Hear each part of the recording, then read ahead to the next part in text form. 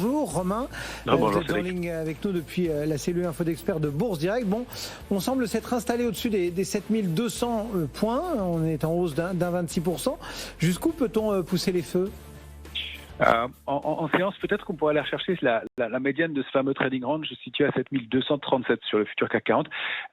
On rappelle que la borne basse est 7092, 7145. On a bien réagi sur ce niveau d'alerte de court terme pour l'instant et la médiane, donc c'est 7237, au-delà de laquelle on pourrait se réinstaller dans une dynamique plus haussière à court terme.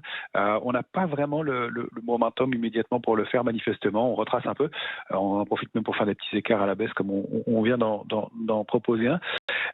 L'idée, c'est que en fait, les bougies de la semaine dernière sur les grands indices majeurs indiquent un coup d'arrêt au moins dans la tendance avec sur le DAX ce qu'on appelle un doji en croix, sur le S&P un sommet en tour, sur le CAC une étoile filante.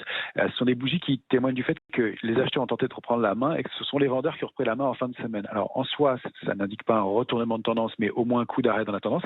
Et c'est surtout ce qui va se produire cette semaine qui va être important. Comme on a beaucoup de rendez-vous majeurs, c'est là où il va falloir voir si ces coups d'arrêt se confirment et se transforment en des mouvements baissiers plus marqués ou pas.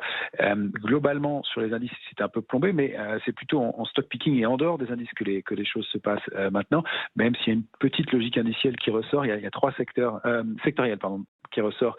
Il y a trois secteurs qui tiennent bien. Il y a le secteur bancaire qui était surperformé, qui devient en ligne.